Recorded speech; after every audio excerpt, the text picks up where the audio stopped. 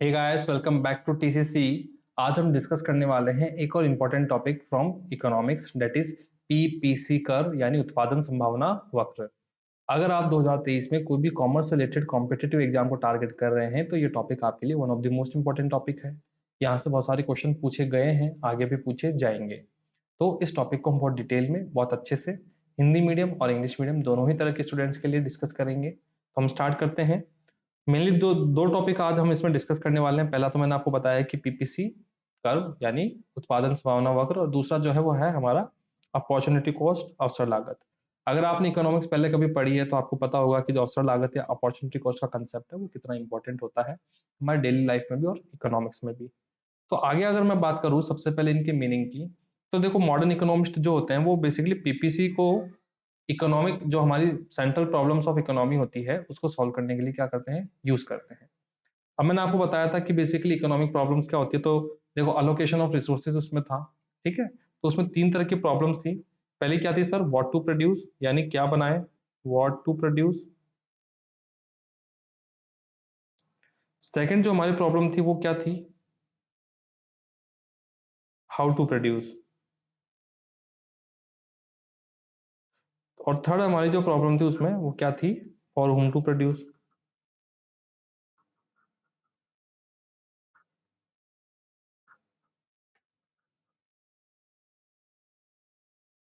ठीक है। तो ये बेसिकली हमारी तीन तरह की प्रॉब्लम्स थी। अब देखो इन तीन तरह की प्रॉब्लम्स को सॉल्व करने के लिए हम पीपीसी कर्व का यूज करते हैं। तो सर पीपीसी कर्व क्या है? तो पीपीसी कर्व एक ऐसा कर्व है which shows all the possible combination of two goods which can be produced by given amount of resources। मान लो मेरे को कुछ फिक्स्ड रिसोर्स मिल जाए, जैसे मान लो मैंने मान लिया कि मेरे को लैंड मिल गई, जमीन, ठीक है। और जमीन कितनी है सर, 100 एकड़ मिल गई। अब देखो जमीन फिक्स है, मैं इस पे पौधे उगाना चाहता हूँ। मेरे पास में दो ऑप्शन है कि भैया या तो मैं इस पे क्या उगा लूँ, एप्पल, या मैं इस पे क्या उगा लूँ, बनाना, ठीक है। अगर मैं एक भी एप्पल का ट्री नहीं उगाऊंगा तो हो सकता है मैं 100 बनाना के ट्री उगा लूँ। अगर मैं सर एक एप्पल का ट्री उगाना चाहता हूँ तो अब आपको पता है जमीन फिक्स है, तो बनाना के ट्री आपको थोड़े से कम करने पड़ेंगे, हो सकता है आप 95 उगाओ। अगर मैं एक और एप्पल का ट्री उगाना चाहता हूँ तो हो सकता है फिर आप सिर्फ 80 ही बनाना उगा पाओ। अगर एक और मैं ट्री उगाना चाहता हूँ तो आप बनाना और थोड़े से कम कर दोगे। तो बेसिकली इसी को हम बोलते हैं डिफरेंट कॉम्बिनेशंस, कि यहाँ पे जो पहला कॉम्बिनेशन हो सकता है कि सर मैं 0 और 100 के साथ जाऊं, यानी 0 एप्पल के ट्री और 100 बनाने के ट्री। हो सकता है मैं सेकंड कॉम्बिनेशन के साथ जाऊं, हो सकता है मैं थर्ड, हो सकता है फोर्थ कॉम्बिनेशन के मैं साथ जाऊं। तो ये सारे कॉम्बिनेशन जब मैं किसी ग्राफ पे प्लॉट करूंगा तो उसी को, उससे जो ग्राफ बनेगा उसी को हम बोलते हैं पीपीसी कर्व। आगे हम इसको डिटेल में देखने वाले हैं, बट उससे पहले हमको इसकी अजम्पशन देखनी होगी कि सर जब हम पीपीसी कर्व एनालिसिस पढ़ते हैं तो कुछ चीजें ऐसी है, कुछ अजम्पशंस ऐसी है, कुछ मान्यताएं ऐसी है जो हमको पहले ही मानना पड़ता है। मान्यता मतलब जो हम मानते हैं कि अगर हम ये चीजें होगी तो ही पीपीसी कर्व एनालिसिस सटीक होगा। तो पहली क्या है सर, उत्पादन के जो साधन है वो स्थिर होंगे, यानी मीन्स ऑफ प्रोडक्शन जो है वो क्या रहेंगे सर, कांस्टेंट रहेंगे, वो चेंज नहीं होंगे। यानी संसाधन आप बढ़ा नहीं सकते हैं, जैसे जमीन मैंने आप बात की थी, तो जमीन आप बढ़ा नहीं सकते हैं, ठीक है, ना कम कर सकते हैं। सेकंड जो है वो है उत्पादन के साधनों के पूर्ण एवं कुशल उपयोग। यानी सर हमारे पास में जो साधन है, जैसे जमीन है, तो उस पर सेब उगाने के लिए, सेब का पेड़ उगाने के लिए, बनाना ट्री उगाने के लिए हमारे पास में जितने भी रिसोर्सेस है उनका हम बेस्ट यूटिलाइजेशन करेंगे, बेस्ट पॉसिबल वे में हम काम करेंगे, सबसे बढ़िया तकनीक हम इस्तेमाल करेंगे जो भी हमारे पास में वर्तमान में मौजूद है। ऐसा हमको मानना होगा, मतलब किसी भी तरह से कोई भी वेस्टेज जो है उसका कोई चांस नहीं है। थर्ड जो है वो है स्थिर तकनीक, कि भैया हमारे पास में जो टेक्नोलॉजी है, ठीक है, वो हमारी क्या रहेगी, स्थिर रहेगी। टेक्नोलॉजी हमारी फिक्स्ड रहेगी, टेक्नोलॉजी ना तो इस टाइम पे इम्प्रूव होगी ना ही डिग्रेड होगी यानी ऑब्सोलीट होगी। तो बेसिकली हमको ये भी मानना पड़ेगा कि हमारी जो टेक्नोलॉजी है इट विल रिमेन कांस्टेंट। जो होता है कि सर जो पीपीसी एनालिसिस होता है ना वो दो ही वस्तुओं पे लागू होता है, ठीक है। टू कमोडिटीज केस ही हम इसमें देखेंगे, यानी जैसे मैंने आपको बताया कि जमीन है तो जमीन पे हम सिर्फ दो ही एप्पल उगा सकते हैं, सॉरी दो ही तरह के पेड़ उगा सकते हैं, एक तो हो गया एप्पल, एक हो गया आपका बनाना। ये चीज क्लियर है। अब आगे की अगर मैं बात करूँ तो बेसिकली आगे हमको देखना पड़ेगा कि सर पीपीसी शेड्यूल यानी पीपीसी तालिका क्या होता है, उत्पादन संभावना तालिका। तो देखो इसमें आप देखोगे यहाँ पे कुछ संयोजन कॉम्बिनेशन है, ये बनाना ट्री है, ये एप्पल है, ये एमआरएस है। ये बेसिकली जो है वो हमारी बाद में काम आने वाली है। तो इस पर मैं चाहूंगा कि अभी आप इस पर ध्यान ना दें। अब देखो पहला जो कॉम्बिनेशन है मेरे पास में अवेलेबल है कि मेरे पास में सर मान लो कि 100 एकड़ जमीन जो है वो फिक्स है, मैं उस पे या तो बनाना ट्री उगाऊंगा या एप्पल ट्री उगाऊंगा। तो सर पहला जो मेरे पास में ऑप्शन है, कॉम्बिनेशन है, वो है कि सर या तो मैं 20 बनाना ट्री उगा लूँ या एक एप्पल ट्री उगा लूँ। दूसरा कॉम्बिनेशन कि सर बनाना ट्री 15 उगा लूँ या 2 एप्पल उगा लूँ। तीसरा कॉम्बिनेशन क्या है, अगर मैं 3 एप्पल के पौधे उगाना चाहता हूँ तो मैं सिर्फ बनाना 11 उगा सकता हूँ। चौथा कॉम्बिनेशन क्या है sir, 4 Apple trees and 8 banana tree. और पांचवा कॉम्बिनेशन क्या है sir, 5 Apple and 6 banana trees. तो आप यहाँ पे देख रहे होंगे कि सर जैसे जैसे हम एप्पल के ट्रीज को ज्यादा करना चाहते हैं, ज्यादा ग्रो करना चाहते हैं, बनाना के ट्री को हमको कम ग्रो करना पड़ रहा है। क्यों? क्योंकि सर हमारे पास में जो रिसोर्स है, जो संसाधन है, यानी जमीन, वो क्या है, लिमिटेड है, वो सीमित है, उसको बढ़ाया नहीं जा सकता है। ठीक है। तो अगर मैं ये जो सारे पॉइंट है इन्हीं का एक ग्राफ बना दूं तो उसी से हमारा क्या बनेगा, पीपीसी कर्व। बेसिकली मैं आपको ये बना के दिखा देता हूं।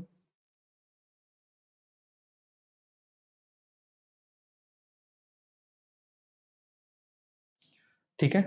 अब देखो बेसिकली हमारा जो एक्स एक्सिस है, यहाँ पे एक्स एक्सिस पे हम लेंगे, यहाँ पे हम एप्पल ले रहे हैं, और जो वाई एक्सिस है यहाँ पे हम ले रहे हैं बनाना। ठीक है। अब देखो एप्पल जो है, एक, दो, तीन, चार, पांच। ऐसे बनाना को मैं ले लेता हूँ 4 4 के गैप में।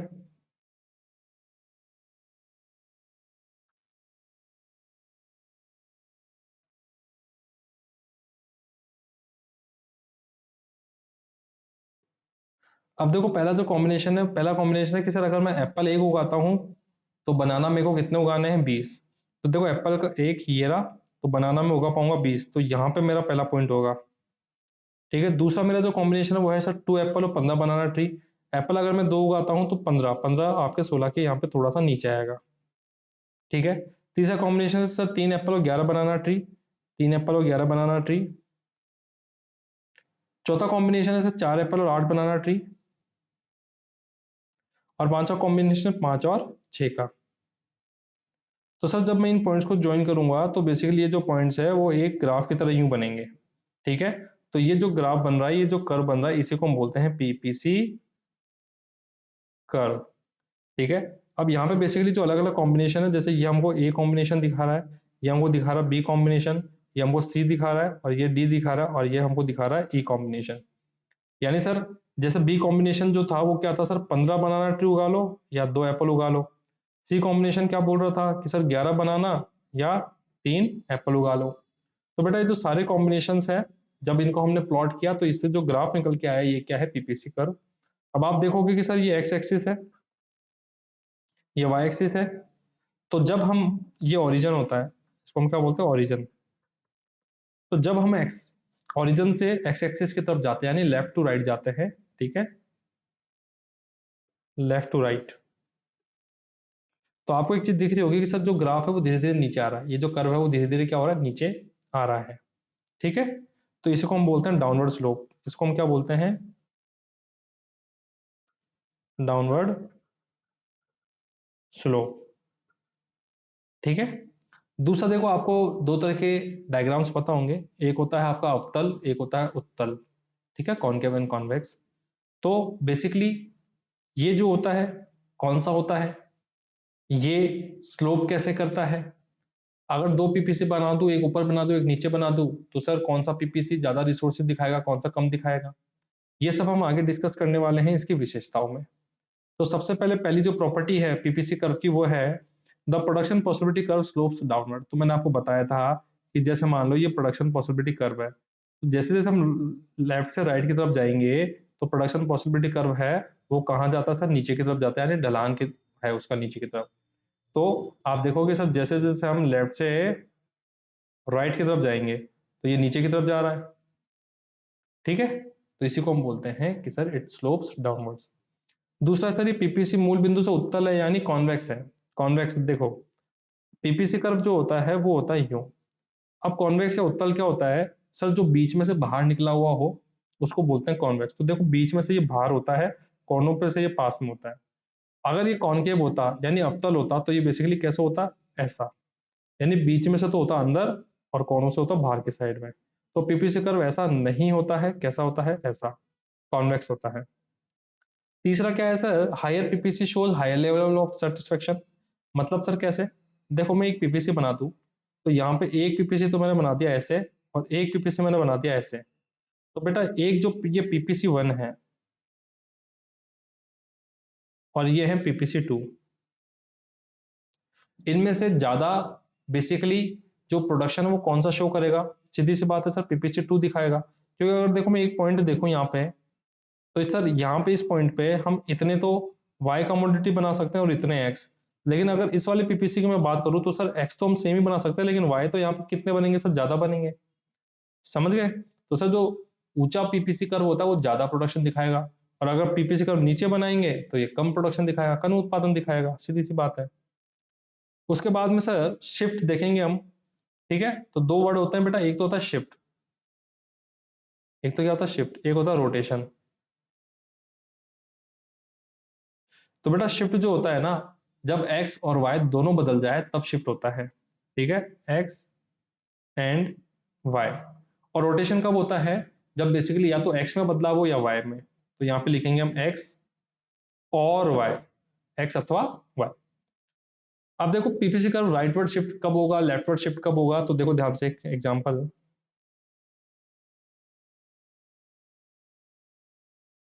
मान लो मैं एक पीपीसी को बना देता हूं।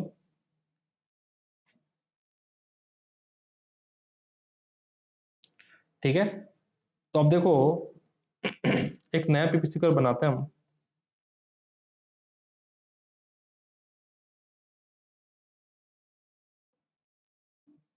ठीक है, अब यहाँ पे आप देख रहे होंगे कि सर यहाँ पे जो x है वो भी खिसक गया है इधर की तरफ, और जो y है वो भी खिसक गया है इधर की तरफ, जो हमारा नया वाला पीपीसी कर्व जो डॉटेड लाइन है। तो सर यहाँ पे x और y दोनों के उत्पादन में बदलाव हो रहा है, दोनों का उत्पादन कम हो रहा है। तो हो सकता है या तो संसाधनों की कमी हो गई हो, लेकिन सर आपने तो बताया था कि संसाधन जो है वो कम हो ही नहीं सकते हैं। तो बेसिकली इसलिए पीपीसी एक ही बनता है। पर अगर यदि संसाधनों की कमी हो गई हो तो आपका जो पीपीसी कर्व है वो कहाँ मुड़ जाएगा सर? Leftward, left. ठीक है, इसको हम बोलते हैं लेफ्टवर्ड। और अगर सर संसाधन बढ़ गए तो आपका जो पीपीसी कर्व है वो कहाँ की तरफ मुड़ेगा सर? Rightward shift. ठीक है, ये आप देख रहे होंगे राइटवर्ड शिफ्ट। तो राइटवर्ड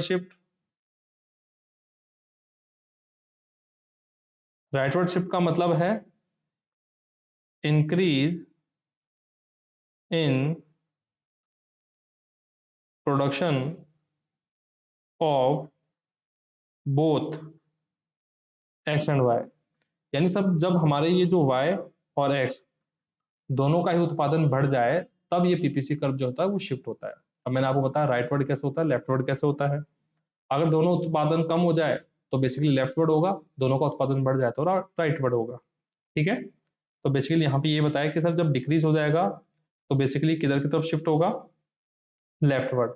और सर जब इंक्रीज हो जाएगा, रिसोर्सेज इंक्रीज हो जाएंगे तो ये किधर शिफ्ट होगा सर? राइटवर्ड। ठीक है, ये चीज क्लियर है? अब देखो आगे हम देखेंगे रोटेशन। तो सर रोटेशन मैंने आपको बताया था या तो एक्स, या तो एक्स और अथवा अथवा वाई, इन दोनों में से किसी एक चीज में बदलाव होता है प्रोडक्शन में, तो बेसिकली क्या होगा? रोटेशन। अब देखो रोटेशन कैसे होता है।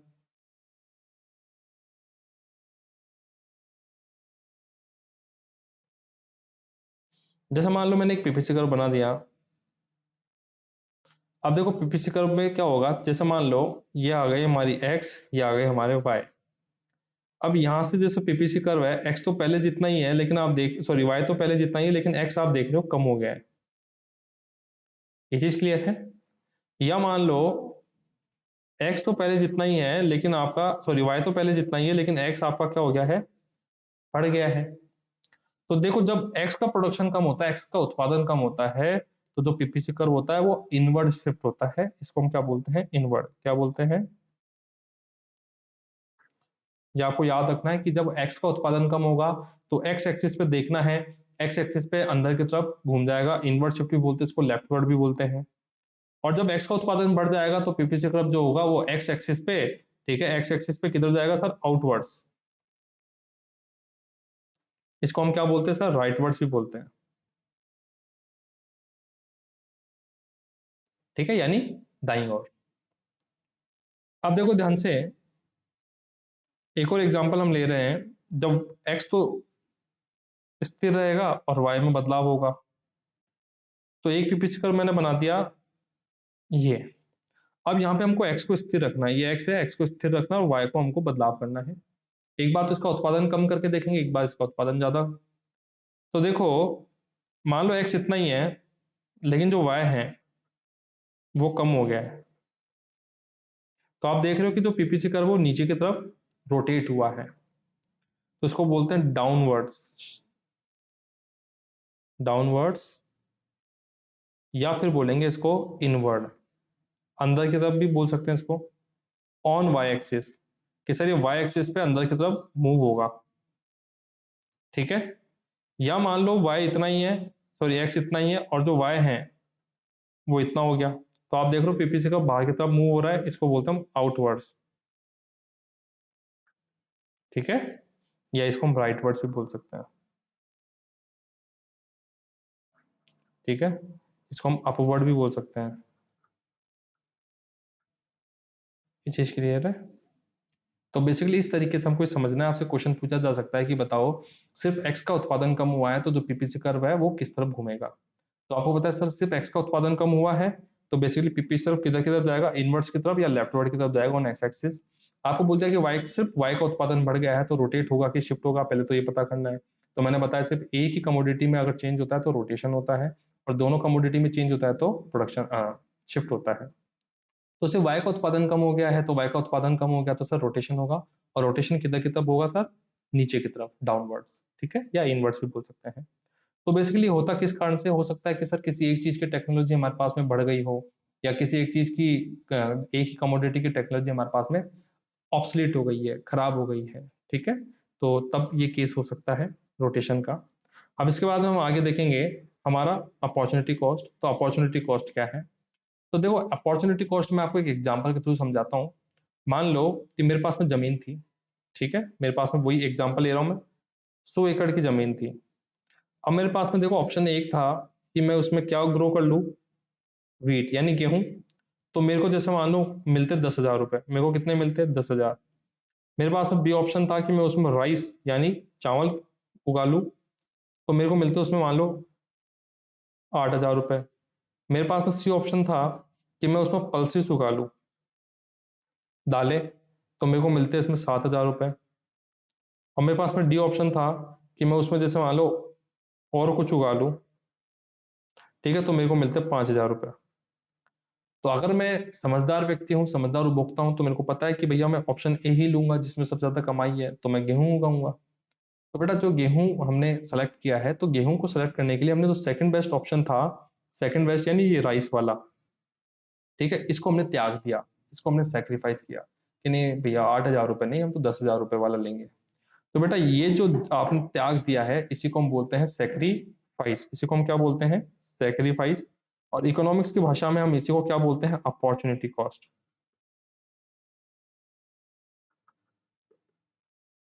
अपॉर्चुनिटी कॉस्ट, जिसको आप क्या कहते हैं, अवसर लागत। कहने का मतलब है सर जब हमने अपना बेस्ट अल्टरनेटिव चुना, तो बेस्ट अल्टरनेटिव चुनते टाइम पर हमने जो सेकंड बेस्ट ऑप्शन था हमारे पास में, दूसरा सबसे बढ़िया ऑप्शन था, वो हमने त्याग दिया। तो बेटा उसकी जो वैल्यू है वही हमारी अवसर लागत होती है हमेशा, ठीक है।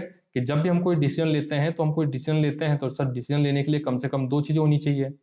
अब हमने मान लो उनमें से दोनों में से जो भी बढ़िया चीज थी वो हमने डिसाइड कर ली, तो बेटा जो सेकंड चीज थी वो हमारी क्या है, अपॉर्चुनिटी कॉस्ट है, ठीक है।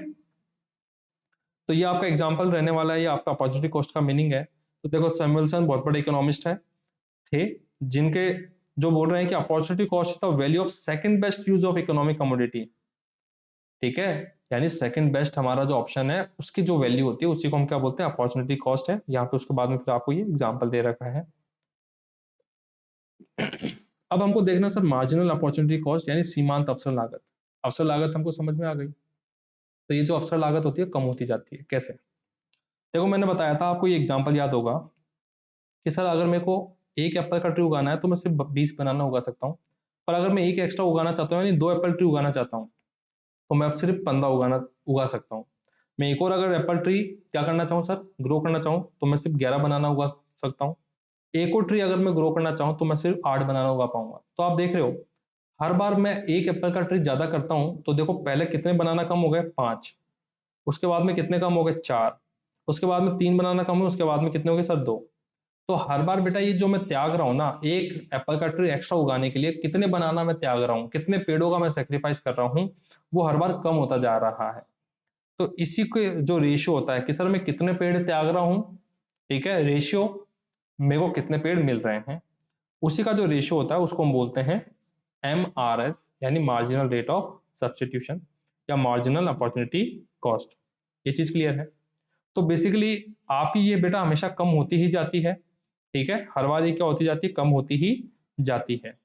अब देखो this assumption is based on two assumption, ठीक है, कि जो ये धारणा है, ठीक है, सीमांत असर लागत की, वो दो चीजों के ऊपर बेस्ड है। पहला है quantity of the factors of production remains constant, दूसरा है the technique of production remains constant, यानी क्वांटिटी ऑफ रॉ मटेरियल और हमारी टेक्नोलॉजी दोनों क्या रहेगी, सेम रहेगी। मार्जिन अपॉर्चुनिटी कॉस्ट का मैंने आपको बता दिया, ठीक है, जिसको MRS भी बोलते हैं हम, MRS, ठीक है। तो ये लॉस डिवाइडेड बाय प्रॉफिट, कि सर हमने कितना सेक्रीफाइस किया है और बदले में हमको कितना प्रॉफिट मिला है, इसका रेशियो जो होता है उसी को हम क्या बोलते हैं, MRS, marginal rate of substitution. दूसरा बेटा हर बार ये कम होता जा रहा है तो इसको हम बोलते हैं DMRS, diminishing marginal rate of substitution. अब ये क्यों होता है, ये हर बार ये कम होता जा रहा है, ये हम पढ़ेंगे जब हम यूटिलिटी एनालिसिस पढ़ेंगे, ठीक है। डिमिनिश आपको law of diminishing marginal utility पढ़ाना है, तब जब वहां पे हम पढ़ेंगे तब आपको समझ में आएगा कि ऐसा क्यों होता है। तो वो वीडियो बहुत जल्दी आने वाला है, प्लीज बने रहिए। Thank you. इसी के साथ में ये वीडियो खत्म होता है। अगर आपको अच्छा लगा, आपको लगा कि हमने किसी भी तरीके से आपकी हेल्प की है, तो प्लीज लाइक करें, शेयर करें, सब्सक्राइब करें। आपके जैसे दूसरे एस्पिरेंट्स हैं जो किसी कॉम्पिटिटिव एग्जाम की तैयारी कर रहे हैं, आपकी इसके अलावा और कोई रिक्वेस्ट हो, आप नीचे कमेंट बॉक्स में अपना सजेशन, अपनी रिक्वेस्ट जरूर डालें। Thank you so much.